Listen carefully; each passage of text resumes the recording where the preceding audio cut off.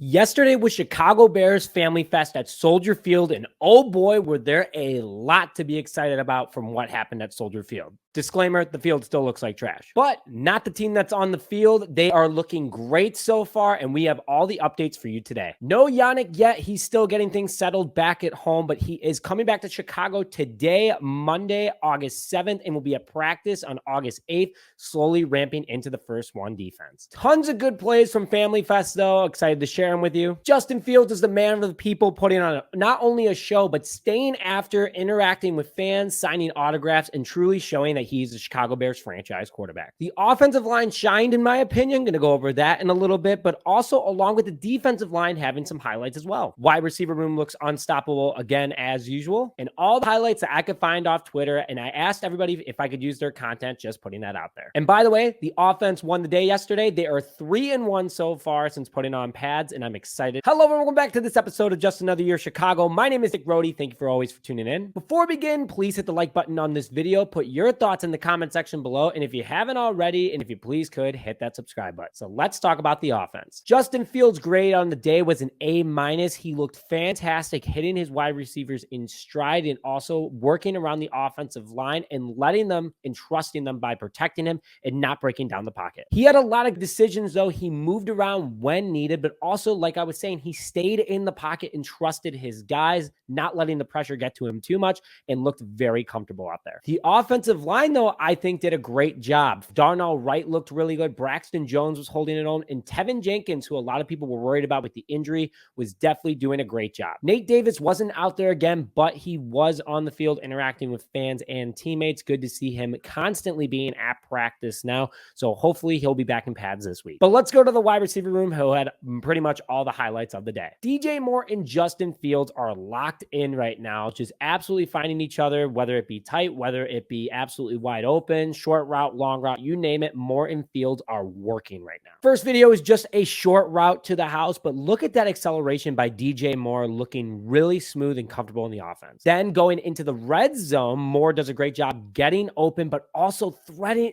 Fields did such a good job threading the needle, and Moore making an acrobatic catch. Chase Claypool and Fields also had a nice day together. Overall, I think Claypool is going to be the glue guy that gets us constant first downs as it looks right now. DJ Moore, Tyler Scott, and Darnell Mooney are more so deep ball guys, but Chase Claypool is definitely the kind of guy that's going to fight for that first down, and Justin Fields is building a lot of great chemistry with. According to Greg Braggs, there was a ton of Mooney highlights as well, none that I could find on Twitter to show you guys, but overall, he is looking very good, very healthy, and very fast. Tyler Scott had an okay day as well, according to reports. A few drops, maybe the pressure got to him playing in an NFL stadium, but, you know, give the rookie a break. I think that's really big for him. I think that he gets the jitters out, and I'm excited to see what he does at practice this week and in the first preseason game against Tennessee Titans. Tight ends had a few touchdowns, nice blocking. Mercedes Lewis was not out there yet with the starters, but he will probably be practicing on 8-8. Stay tuned for that, but very excited for him as well. Injuries, Nate Davis was out, but was at practice, and Lucas Patrick went down with an injury, was in the tent. Stay tuned for that. That's a big depth piece that the Chicago Bears need, so something to keep an eye on, but I'm hoping for the best for Lucas Patrick. Let's go over to the defense. Unfortunately, no video highlights, but a ton of updates for you guys. Brisker did not practice yesterday at Family Fest. Something I was trying to look more into, couldn't find too much information, could have been resting, but the day before or 2 days before, he was practicing just fine,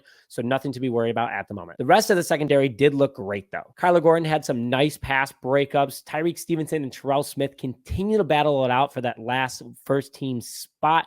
No matter who wins it, though, just want to put that out there. Bears are going to have great depth and a good amount of talent for the future moving forward. Eddie Jackson is also taking on that mentorship role and leader of the secondary. Again, only 29 years old, will turn 30 during the season, but really excited for Bo Jack. He's definitely taking it on, looks very matured out there and comfortable in this deep. Edmonds, Cole, and Sanborn were all not padded at Family Fest. A little bit worried about that. That's back-to-back practices for Edmonds now. Cole, that's his first time, and Sanborn back-to-back practices as well. Flus did say, though, that they are all day today. They're just monitoring to make sure that they don't increase their injuries, but still, it's starting to become a problem and consistent thing at camp.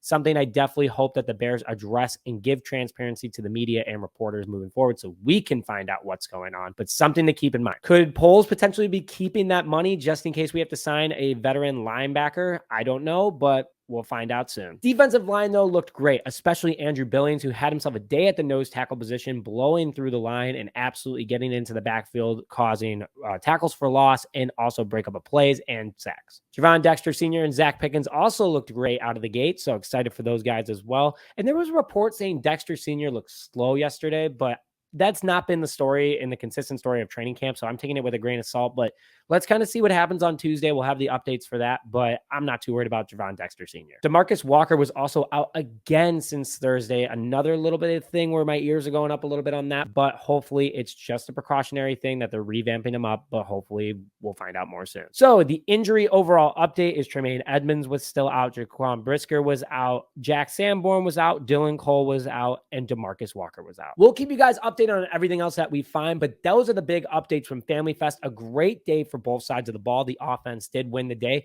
but excited for more. Thank you for everybody who also entered the Yannick jersey giveaway. We selected a winner. We'll have more giveaways coming up. And again, we have our biggest giveaway ever coming up starting week 1, September 4th against the Green Bay Packers. Look something like that, but with number 1 and autographed. If you're subscribed, you're automatically entered, so stay tuned for that. But with that, thank you very much for joining this episode of Just Another Year Chicago. My name is Rody, and we will see you guys next time.